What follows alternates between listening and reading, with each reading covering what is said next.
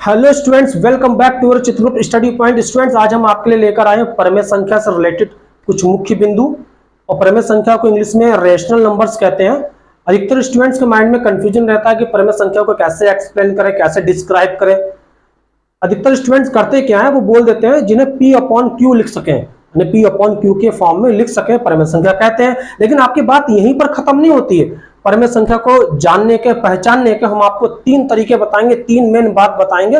वो तीन बातें आप माइंड में सेव कर लीजिए, आप कभी भी गलती नहीं करेंगे और परिमेय संख्या को आसानी से समझ लेंगे। चलिए समझते हैं वो तीन बातें कौन सी हैं। जिसमें से पहली बात आपके सामने है, वे संख्याएं जिन्हें P अपॉन क्यू के रूप में लिखा जा सके परिमेय संख्या कहलाती हैं। लेकिन Q is not equal to zero, मतलब Q की वैल्यू जीरो नहीं होनी चाहिए। इस निशान को बोलते हैं नॉट इज इक्वल टू। अगर आपका ये निशान लगा है तो बोलते हैं इक्वल टू, और अगर इसको कट कर देंगे तो बोलते हैं नॉट इक्वल टू, तो बोलते हैं नॉट इक्वल टू, यानी बराबर नहीं है। तो आप देखिए Q की वैल्यू जीरो नहीं होनी चाहिए और P और Q पूर्णांक होने चाहिए।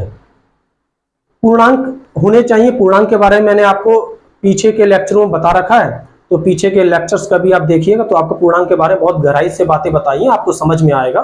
पूर्णांक की परिभाषा भी बताई है बहुत बढ़िया से। तो अब Q की वैल्यू अगर जीरो होगी तो होगा क्या। सपोज मान लीजिए 5.0 है, आप करेंगे सर 5 तो P के फॉर्म में है और हमारा Q के प्लेस पे जीरो आ गया, तो इसकी वैल्यू जो आएगी इन्फिनिटी आएगी। इन्फिनिटी मतलब नॉट डिफाइंड, अपरिभाषित। हमने आपको पहले बता दिया Q की वैल्यू जीरो नहीं होनी चाहिए। यहाँ Q की वैल्यू जीरो आ गई है, जीरो आ गई तो ये परिमेय संख्या नहीं हुई। अब P और Q पूर्णांक होने चाहिए। मान लीजिए आपने कह दिया √3, ये परिमेय संख्या, ये बिल्कुल भी परिमेय संख्या नहीं है। क्यों नहीं है? पूर्णांक नहीं है। देखिए नीचे बन तो मानते हैं, यहां अगर P इसको मान लीजिए, इसको Q मान लीजिए, तो ऐसा नहीं है P और Q कहने से ही वो परिमेय संख्या बन गई है। यहां P देखिए पूर्णांक नहीं है, P पूर्णांक नहीं है, तो इसलिए परिमेय संख्या कहां से होगी, इसलिए ये भी परिमेय संख्या नहीं है। यानी √3 पूर्णांक नहीं है, इसलिए परिमेय संख्या नहीं हुई। तो आपको मैंने इसमें पहली बात में जो पहला पॉइंट है, इसमें मेन बात आपको बता दी, Q की वैल्यू जीरो नहीं होनी चाहिए और P और Q पूर्णांक होने चाहिए। तो आप P अपॉन Q की बात क्लियर हो गई है। अब सेकंड पॉइंट कौन सा है, वे संख्याएं जिनका पूर्ण वर्गमूल ज्ञात किया जा सके, जिनका पूर्ण वर्गमूल फाइंड कर सके उन्हें बोलते हैं परिमेय संख्या। अब मान लीजिए √15 लिखा हुआ है, स्क्वायर रूट के निशान के अंदर 15 लिखा हुआ है। तो अगर आप इसका प्राइम फैक्टर करोगे तो प्राइम फैक्टर में आपको मिलेगा 3 × 5। तो आप देखिए किसी की पेयरिंग बन रही है, कोई जोड़ा बन रहा है, नहीं बन रहा है। जब जोड़ा नहीं बन रहा है तो ये साइन खत्म ही नहीं होगा, तो इसका मतलब ये परफेक्ट स्क्वायर नहीं है। परफेक्ट स्क्वायर क्या है, ये आपने पीछे क्लासेस में पढ़े होंगे, क्लास 8 में या क्लास 6 में या उससे पहले कभी आपने पढ़ा होगा। तो आप देखिए स्क्वायर रूट के साइन के अंदर 9 है, √9, √25, √16। इसका 3 होता है, इसका 5 होता है, इसका 4 होता है। तो हमने सेकंड पॉइंट में बता दी, जिनका पूर्ण वर्गमूल ज्ञात किया जा सके परिमेय संख्या होती है। ऐसे आपसे पूछ ले √3 लिखा हुआ है तो परिमेय संख्या है? बिल्कुल भी नहीं है भाई, ये परिमेय संख्या बिल्कुल नहीं है, क्योंकि ये पूर्ण वर्गमूल इसका नहीं निकल सकता है। अब पॉइंट नंबर 3 देख लीजिए। पॉइंट नंबर 3 में क्या है, वे संख्याएं जिन्हें शांत तथा आवर्ती दशमलव के रूप में लिखा जा सके परिमेय संख्या कहते हैं। अब शांत दशमलव क्या होता है, आवर्ती दशमलव क्या होता है।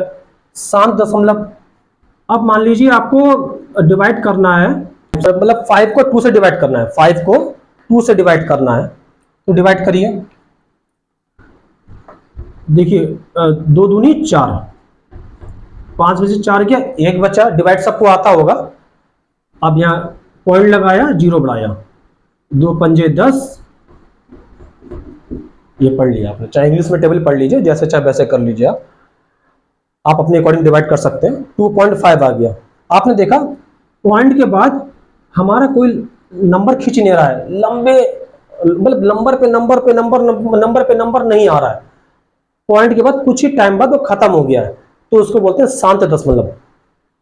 ऐसे मान लीजिए आपने लिख दिया 2 और 7, तो देखिए 2 के टेबल में पढ़िए 7 कितने टाइम्स में आता, नहीं आता ना, तो आपको 3 टाइम्स पढ़िए, 2 3 6, 7 6 किया 1 बचा, पॉइंट लगाया 0, 2 5 जा 10,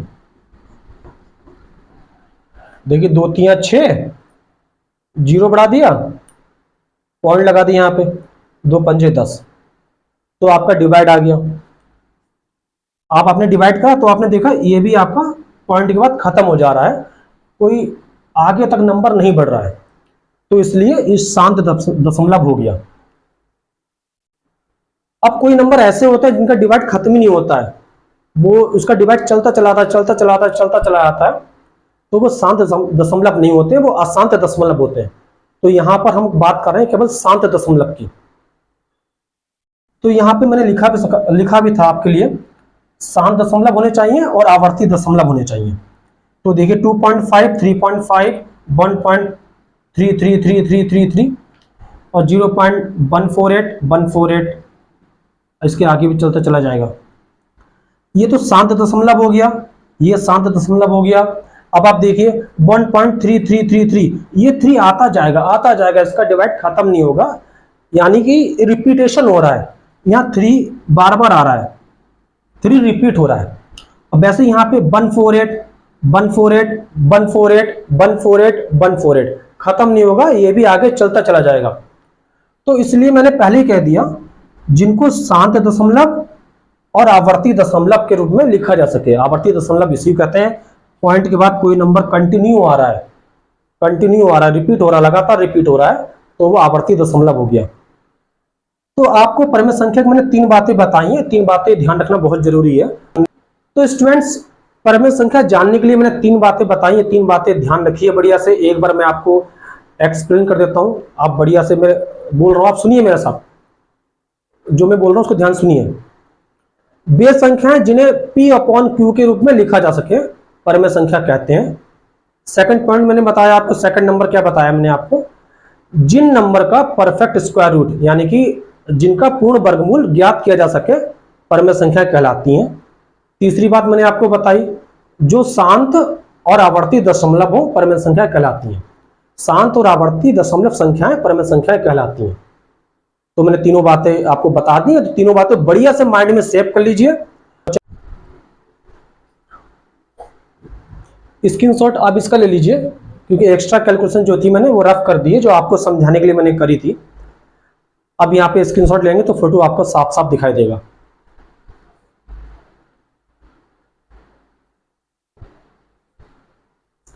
मैंने आपको 3 बातें बताई परिमेय संख्या पहचानने के लिए, तो तीनों बातें आप बढ़िया से समझ गए होंगे। और जो इंग्लिश मीडियम के स्टूडेंट्स हैं, एक बार उनको भी समझाया था इंग्लिश में, ताकि और भी बढ़िया तरीके से समझ सकें।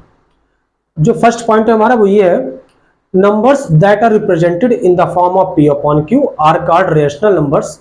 एग्जाम्पल आपके लिए लिखे हुए, आप यहां से लिख लीजिए, where Q is not equal to 0, P and Q are integers, P and Q are integers. Second number point है, numbers whose perfect square can be found are called rational numbers. Example आपके लिए second number point में लिखे हुए हैं। 3 number point जो है, terminating and repeating decimals are called rational numbers. Example आपके लिए लिखे हैं इसके भी, तो आप इसके लिए एग्जाम्पल देख लीजिएगा। स्टूडेंट्स, आप चैनल को लाइक सब्सक्राइब करना बिल्कुल ना भूलिए, क्योंकि अगर आप सब्सक्राइब करते हैं तो इससे सबसे पहले फायदा आपको ये होता है कि जो भी लेक्चर अपलोड होगा तो सबसे पहले आपके पास पहुंच जाएगा। और अभी आपका बेसिक क्लियर करा रहे हैं बहुत बढ़िया तरीके से। जब आपका बेसिक क्लियर हो जाएगा तो क्लासेस जल्दी शुरू हो जाएंगी। जैसे पेड़ को बढ़ते समय उसकी जड़ को मजबूत होना बहुत जरूरी होता है, इसलिए क्लासेस शुरू होने से पहले आपका बेसिक भी समझना बहुत जरूरी है, क्योंकि बेसिक आपके लिए जड़ का काम करेगी। कैलकुलेशन में आपको कोई भी दिक्कत ना है, कहीं भी कैलकुलेशन करेंगे तो कहीं भी आपको किसी तरीके की डिफिकल्टी ना फेस करनी पड़े। तो चैनल से बने रहिए और चैनल को लाइक सब्सक्राइब करना बिल्कुल ना भूलिए।